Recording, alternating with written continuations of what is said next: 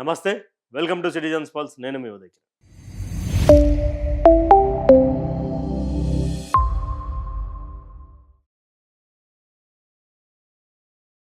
Bharatiya Janata party మరోసారి యువతరానికి అవకాశం కల్పించే సందర్భంగా రాష్ట్రాలకు సంబంధించినటువంటి అధ్యక్షుల మార్పుకు తెరలేపింది. దాదాపు 4 రాష్ట్రాలకు సంబంధించినటువంటి అధ్యక్షుల మార్పు జరగనున్నదంటూ కూడా పెద్దగా వినిపిస్తున్నటువంటి సమాచారం. అయితే దానికి సంబంధించినటువంటి వార్త ఒకటి చక్కర్లు కొడతా ఉన్నది. అదే బీజేపీ మరో షాకింగ్ నిర్ణయం. తెలుగు రాష్ట్రాల అధ్యక్షుల మార్పు. దేశవ్యాప్తంగా బీజేపీ అధిష్టానం కీలక మార్పులకు శ్రీకారం చుట్టింది అంటూ కూడా ఒక వార్తను తీసుకొని వచ్చింది. దీనికి సంబంధించినటువంటిది దేశవ్యాప్తంగా భారతీయ జనతా పార్టీ ప్రక్షాళనపై ఫోకస్ పెట్టింది. ఆయా రాష్ట్రాల్లో పార్టీని మరింత బలోపేతం చేసే దిశగా అధిష్టానం కీలక నిర్ణయాలు తీసుకుంటుంది. ఇందులో భాగంగానే ఒకేసారి 4 రాష్ట్రాల పార్టీ అధ్యక్షులను మారుస్తూ బీజేపీ జాతీయ నాయకత్వం సంచలన నిర్ణయం తీసుకుంది.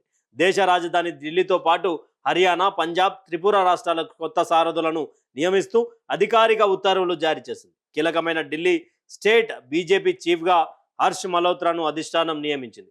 ఇక వ్యూహాత్మకంగా ప్రాధాన్యత ఉన్న హర్యానా రాష్ట్ర పార్టీ ప్రెసిడెంట్గా అర్చనా గుప్తాను నియమించి మహిళా నాయకత్వానికి బీజేపీ పెద్దపీట వేసింది. అలాగే సుదీర్ఘకాలంగా రాజకీయంగా పట్టు కోసం ప్రయత్నిస్తున్న పంజాబ్ రాష్ట్ర అధ్యక్షుడిగా సీనియర్ నేత కేవల్ సింగ్ ధిల్లాన్ను నియమిస్తూ హైకమాండ్ నిర్ణయం తీసుకుంది. వీరిద్దరి నియామకాలతో ఆయా రాష్ట్రాల్లో సరికొత్త రాజకీయ సమీకరణలకు ఊపందుకొనున్నాయి. త్రిపుర బాధ్యతల్లో మార్పు. ఈశాన్య రాష్ట్రమైన త్రిపురలో కూడా బీజేపీ నాయకత్వాన్ని మార్చింది. త్రిపుర రాష్ట్ర నూతన అధ్యక్షుడిగా అభిషేక్ దేబ్రాయ్కు అధిష్టానం అవకాశం కల్పించింది. యువతకు చురుకైన నాయకులకు ప్రాధాన్యత ఇవ్వాలనే ఆలోచనతోటే ఈ నియామకం జరిగినట్లు తెలుస్తోంది అంటూ కూడా ఒక దిశ రాసుకొచ్చినటువంటి వార్త ఇది. అయితే దీనికి సంబంధించినటువంటిది పూర్తిగా డెప్త్గా వెళ్తే మహిళా సాధికారత 33% సంబంధించినటువంటి మహిళా సాధికారత ఏదైతే ఉందో దాంట్లో 4 రాష్ట్రాల్లో ఒక రాష్ట్రానికి అర్చనా గుప్తా గారిని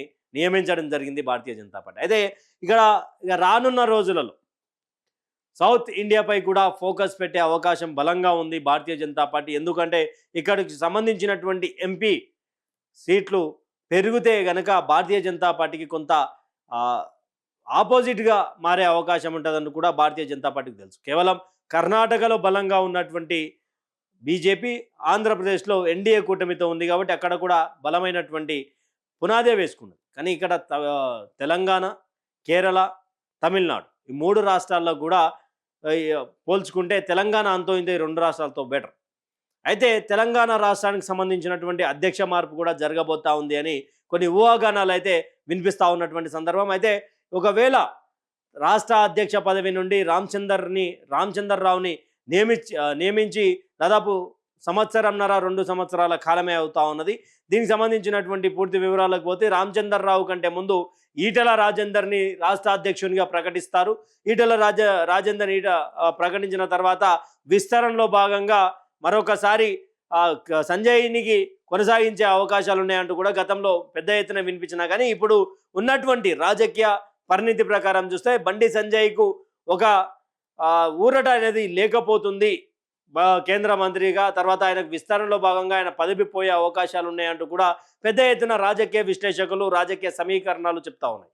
అయితే ఇక్కడ మరి తెలంగాణ రాష్ట్ర అధ్యక్షునిగా కనుక మరొకసారి మార్పు జరిగితే ఎవరుండే అవకాశం ఉందనేది కూడా కొంత చర్చించాల్సినటువంటి సందర్భం. ఒకవైపు ధర్మపురి అరవింద్, మరోవైపు ఈటల, మరోవైపు డీకే అరుణ. దీంట్లో మళ్ళా ఒకసారి బండి సంజయ్కి పార్టీ పగ్గాలు ఇస్తే ఎలా ఉంటుంది అనే ఆలోచన ఉన్నటువంటి సందర్భంలో తన కుమారుడిపై జరిగినటువంటి ఈ యొక్క నేర ఆరోపణ ఫోక్సో చట్టం కింద ఫైల్ అయినటువంటి కేసు ఏదైతే ఉందో అప్పటి నుండి కొంత బండి సంజయ్ గ్రాఫ్ పడిపోయింది పార్టీలో అనేది కూడా రాజకీయ వర్గాల్లో చర్చనీయాంశమైంది. తర్వాతగా ధర్మపురి అరవింద్ గతంలో కూడా రాష్ట్ర అధ్యక్షునిగా అవకాశం వస్తుందేమో అని చెప్పేసి వెయిట్ చేసినటువంటి సిచ్యువేషన్ అది అందరికి తెలిసింది. అయితే ధర్మపురి అరవింద్ ఎక్స్పెక్ట్ చేస్తూ ఉన్నాడు అనేది కొంత రాజకీయ డెప్త్గా పోతే నిజామాబాద్కు సంబంధించినటువంటి పార్లమెంట్ సెగ్మెంట్లో కావచ్చు, అక్కడ గెలిచినటువంటి ఎమ్మెల్యేలకు సంబంధించినటువంటి మెంబర్స్ కావచ్చు, తర్వాత ఏదైతే రాజకీయంగా ఎలా గ్రాఫ్ను పెంచాలి ఆయన గతంలో కూడా చెప్పిండు. గతంలో నేను ఒక ముఖ్యమంత్రి బిడ్డను ఓడగొట్టినా అంటే నేను ఒక డి శ్రీనివాసరావు కుమారునని కాదు, నేను ఒక భారతీయ జనతా పార్టీ నాయకునని కాదు. నా యొక్క పనితనము మోడీ గారి ముఖ చిత్రము, నా యొక్క స్ట్రాటజీ 44 లక్షల ఓట్లు భారతీయ జనతా పార్టీ వైపు పడతాయి అనుకున్నటువంటి కోణంలోనే 46 లక్షల పైచిలుకు ఓట్లు పడ్డాయంటే నేను ఎక్స్పెక్ట్ చేసిన దానికంటే ఎంపీ ఎలక్షన్లో మోడీ గారి ఫేస్ తోటి మేము గెలుస్తున్నాము. ఇలాంటి సిచ్యువేషన్ని తెలంగాణ వ్యాప్తంగా కూడా మేము విస్తరించే అవకాశం ఉంది అంటూ కూడా కొంత స్ట్రాటజీ తోటి ధర్మపురి అరవింద్ 2 సార్లు గెలవడం జరిగింది. తర్వాత అనూహ్యంగా ఈటలన ధర్మపురి అరవింద్ అనే చర్చ జరుగుతున్నటువంటి నేపథ్యంలో ఒకసారిగా రామచంద్రరావు రాష్ట్ర అధ్యక్షుడు కావడం, తర్వాత 8 మంది ఎంపీలు, 7 మంది ఎమ్మెల్యేలు, తర్వాత పార్టీ నుండి సస్పెండ్ అయినటువంటి రాజాసింగ్ మరొక ఎమ్మెల్యే, వీళ్ళంతా కూడా సైలెంట్ అవ్వడం, పార్టీ ప్రోగ్రాములు ఏది కూడా బలంగా చేయకపోవడం, కాంగ్రెస్ పార్టీకి సంబంధించినటువంటి ప్రతిపక్షంగా బీఆర్ఎస్ బలంగా కొట్లాడుతున్నటువంటి సిచ్యువేషన్లో ప్రత్యామ్నాయంగా కాంగ్రెస్ పార్టీకి ఉండాల్సినటువంటి భారతీయ జనతా పార్టీ ఇప్పటి వరకు రైతులకు సంబంధించినటువంటి ఇష్యూల మీద కాదు, దానికి సంబంధించినటువంటి హైడ్రా ఇష్యూలో కూడా వీళ్ళు విభిన్న భేదాలతోటి ఒకరు ఒక అరిటాకులో తింటే మరొకరు ఇంకో అరిటాకులో తిన్నటువంటి సందర్భం. అంటే ఒకరు హైడ్రాని ప్రోత్సహించినటువంటి సందర్భం చూస్తే మరొకరు హైడ్రా తప్పు అన్న కోణంలో భారతీయ జనతా పార్టీ నాయకులు మాట్లాడినాడు. అంటే ఒక సఖ్యత కోల్పోయింది తెలంగాణ రాష్ట్ర బీజేపీ నాయకత్వం అని చెప్పి కూడా పెద్ద ఎత్తున విమర్శలు వచ్చినటువంటి సందర్భం కూడా చూసాం.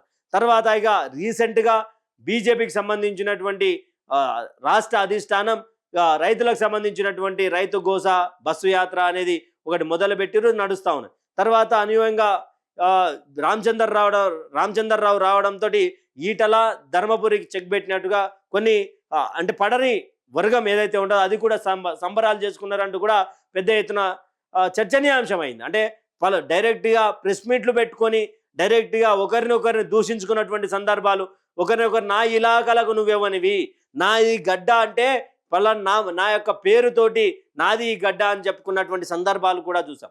అయితే జిల్లా అధ్యక్షులతోటి కొంత బ్యానర్లకు సంబంధించినటువంటి విషయంలో కూడా ఇష్యూ పెద్దది కావడం, తర్వాత రాష్ట్ర అధిష్టానం తర్వాత కేంద్రం వద్ద కూడా ఇది పోయింది అనేది పెద్దగా చర్చనీయాంశమై తర్వాత సద్దిమణిగి ఉండాలా లేకపోతే పార్టీలో చాలా సీరియస్ యాక్షన్ ఉండడంతో కొంత సద్దిమణిగినటువంటి సందర్భం చూస్తూ ఉన్నాం. తర్వాత ఇక ధర్మపురి అరవిందే కొంత దుష్ప్రచారం చేస్తూ ఉన్నారని ఇంకొక వర్గం, లేదు మాకేం సంబంధం అని ఇంకొక వర్గం, ఇదంతా కూడా జరిగింది. తర్వాత ఈటల రాజేందర్ పేరు రాత్రికి పేరు మార్పు జరిగింది అంటూ కూడా ఈటల వర్గం బలంగా వినిపించినటువంటి సందర్భం. అంటే మేము ఫ్లెక్సీలు కొట్టించుకున్నాం, మాకు ఆల్రెడీ క్లియర్ ఆదేశాలు ఉన్నాయి, మాకు పైనుంచి ఫోన్ వచ్చింది, అనూహ్యంగా ఇలాంటి డిసిషన్ తీసుకోవడం ఏంటి అంటూ కూడా నిశాయత స్థాయిలకు ఈటల రాజేందర్ వర్గం కూడా పోవడం చూస్తాం. అయితే ఇప్పుడు ఒకవేళ విస్తరణ జరిగితే మాత్రం బండికి ఊరట లభించే అవకాశం లేదంటూ కొన్ని వార్తాపత్రికలు కావచ్చు, కొంత రాజకీయ విశ్లేషకులు కూడా చెప్పడం జరుగుతూ ఉన్నది. తర్వాత బండి స్థానంలో ఈటలను తీసుకునే అవకాశం ఉందా, లేకపోతే అరవింద్కు తీసుకునే అవకాశం ఉందా, డీకేఆర్న కూడా బలంగా ప్రయత్నం చేస్తున్నటువంటి సందర్భం. కానీ ఓసీ కేటగిరీలో కిషన్ రెడ్డి ఆల్రెడీ ఉండడం, మళ్ళీ ఓసీకి ఇవ్వడం వెనుక ఏమన్నా ఓసీలకు పెద్దపీట వేస్తుందా బీజేపీ అనే కోణం ఏమన్నా పోతుంది అని చెప్పేసి మరొకసారి బీసీకి ఇచ్చే అవకాశాలు ఉండే అవకాశం ఉంది. లేకపోతే వేరే సందర్భం ఎస్సీ కావచ్చు, ఎస్టీలకు సంబంధించినటువంటి నాయకుడు ఎవరైతే ఉన్నారో గోడెం నగేష్ గిరిజన బిడ్డ కూడా ఇచ్చే అవకాశం ఉంది అంటూ కూడా కొన్ని వార్తలు వినిపిస్తూ ఉంటాయి. ఈటల అన్యూహంగా ఆయన పేరు మార్పుతో పగ జరగడం, ధర్మపురి అరవింద్ ఆశించి భంగపడడం, తర్వాత డీకే అరుణ పేరు కూడా బలంగా వినిపిస్తూ ఉన్నది రాష్ట్ర అధ్యక్ష జాబితాలో. ఆమె కేంద్ర మంత్రి కాకపోతే మహిళకు ఇప్పుడు అర్చనా గుప్తాకు ఏ విధంగా అయితే ఇచ్చిరో డీకే అరుణ గనుక పార్టీ పగ్గాలిస్తే కొంత మహిళా విభాగంలో మహిళలకు సంబంధించినటువంటి ఇష్యూలో బలంగా ముందుకు పోయే అవకాశం ఉంది. డీకేఆర్ను గతంలో మంత్రిగా చేసినటువంటి అనుభవం, తర్వాత కొంత ఫ్యామిలీ కూడా అక్కడ పాలమూరు జిల్లా నుంచి వచ్చినటువంటి మహిళా నాయకురాలుగా చాలా బలమైనటువంటి నాయకత్వం ఉన్నటువంటి బలమైనటువంటి క్యాడర్ ఉన్నటువంటి మహిళా నాయకురాలుగా డీకేఆర్నకు గద్వాల్ జేజమ్మగా పేరుంది. అయితే ఒక మహిళకి ఇస్తే ఎలా ఉంటుంది అనే కోణంలో కూడా అధిష్టానం వేచి చూస్తూ ఉన్నది, ఆ సందర్భం కోసం అనేది కూడా పెద్దగా వినిపిస్తూ ఉన్నది. అయితే మరి ఈ అన్నిటికీ క్వశ్చన్ మార్క్. మరి 4 రాష్ట్రాలకు సంబంధించినటువంటి అధ్యక్షుల మార్పు జరిగిపోయింది. మరి తెలంగాణకు రాబోయేటువంటి రోజులలో కూడా అధ్యక్ష మార్పు జరగబోతా ఉన్నది. దీంట్లో క్రియాశీలకంగా ధర్మపురి అరవింద్ లేదా ఈటల, లేకపోతే వీళ్ళిద్దరూ కాదని మహిళా సాధికారత ఏదైతే 33% రిజర్వేషన్లు ఉన్నాయి, దానికి సంబంధించినటువంటి ఇష్యూలో డీకే అరుణకి ఇచ్చే సందర్భం కూడా కనిపిస్తుంది అని కూడా భారతీయ జనతా పార్టీకి సంబంధించినటువంటి సీనియర్లు కావచ్చు, కొంత రాజకీయ విశ్లేషకులు కావచ్చు, వాళ్ళకు ఉన్నటువంటి సమాచారాన్ని కూడా సోషల్ మీడియా వేదికగా కొంత సమాచారం అందిస్తున్నటువంటి సందర్భం. మరి ఈ యొక్క 4 రాష్ట్రాలకు సంబంధించినటువంటి అధ్యక్ష మార్పు తర్వాత మరి ఇప్పుడు ఉన్నటువంటి రాష్ట్ర అధ్యక్షుల మార్పు మరి ఎలా జరగబోతా ఉన్నది, ఎన్ని రోజుల్లో జరగబోతా ఉన్నది కూడా వేచి చూడాలి. కానీ తెలంగాణ రాష్ట్రాన్ని అయితే పూర్తిగా భారతీయ జనతా పార్టీ గుప్పిట్లో పెట్టుకోవాల్సినటువంటి సందర్భంలో గాలికి వదిలేసింది అంటూ కూడా కార్యకర్తలు మండిపడతా ఉన్నారు. తర్వాత రీసెంట్గా వచ్చినటువంటి భారతీయ జనతా యువ మోర్చాకు సంబంధించినటువంటి రాష్ట్ర అధ్యక్షుడి మీద కూడా కార్యకర్తలు అసహనాన్ని వ్యక్తం చేస్తూ ఉన్నటువంటి పరిస్థితి. అయితే మరి అంటే పార్టీలో కార్లు, ఫార్చునర్లు, ఇనోవాలు, గిఫ్ట్లు ఇచ్చినటువంటి వాళ్లకు, అంటే ఎవరైతే బలంగా క్యాడర్ లేకున్నా కానీ టీప్ టాప్ తయారయ్యేటటువంటి వ్యక్తులకే పార్టీలో పదవులు దొరుకుతాయంటూ కూడా నిస్సహాయత, నిరుద్యోగి, నిరుపేద కుటుంబం నుంచి వచ్చినటువంటి కాషాయం జెండా పట్టుకున్నటువంటి కార్యకర్తలందరూ కూడా ఈరోజు Telangana BJP Telangana, BJP for you Telangana అనే ఒక పేజ్ ఉంటుంది ఫేస్బుక్లో, దాంట్లో మీరు కావాలంటే చెక్ చేసుకోవచ్చు. కామెంట్ల రూపంలో ఎంత దారుణంగా పార్టీని సొంత కార్యకర్తలే తిట్టడం ఇదే మొట్టమొదటిసారి అనుకుంటా. అంటే అన్యాయం జరిగిపోతా ఉన్నది, కార్యకర్తలకు అన్యాయం చేస్తూ ఉన్నారు, కార్యకర్తలకు అన్యాయం అయిపోతా ఉన్నాం. మేము ఖర్చు పెట్టుకొని మా సద్ది మేము తెచ్చుకొని చెట్ల కింద, పుట్టల కింద పాదయాత్రలు పాల్గొంటూ ఇల్లు పిల్లల్ని వదిలేసుకొని పార్టీ కోసం పనిచేసే ఈరోజు నిజమైనటువంటి కార్యకర్తలకు దొరకదా అంటూ కూడా పెద్ద ఎత్తున ఇది సెంట్రల్ కేంద్ర అధిష్టానం వద్ద కూడా తీసుకుపోయే ప్రయత్నం చేస్తామంటూ కూడా బలంగా భారతీయ జనతా యువ మోర్చాకు సంబంధించినటువంటి నాయకులు మాట్లాడడం కూడా ఒక విభేదాలకు దారితీస్తూ ఉంది అనేది కూడా పెద్ద చర్చగా మారింది. అయితే మరి చూడాలి, మరి తెలంగాణ రాష్ట్ర అధ్యక్షురాలుగా డీకే అరుణ అవుతారా, లేదా రాష్ట్ర అధ్యక్షులుగా మరి ఇప్పుడున్నటువంటి బీసీలుగా ఉన్నటువంటి ధర్మపురి అరవిందా లేక ఈటల రాజేందర్ అనేది కూడా వేచి చూడాల్సినటువంటి పరిస్థితి. మరి రామచంద్రరావుకి చుక్కెదురయ్యే అవకాశం ఉందా, రామచంద్రరావుని తప్పించి మరి వీళ్ళకి ఏమైనా అవకాశం కల్పిస్తారా? ఇలాంటి పరిస్థితులు తెలంగాణ బీజేపీలో ఉన్నాయి. మరి చూడాలి, అంటే అధిష్టానం ఎంత మేరకు తెలంగాణ బీజేపీ మీద పట్టు సాధిస్తారు, అక్కడ ఉన్నటువంటి వర్గాలను విభజించి పాలించే ప్రయత్నం చేస్తారా, లేకపోతే అందరినీ కలిపి అధికారంలోకి తీసుకొచ్చే ప్రయత్నం చేస్తారా?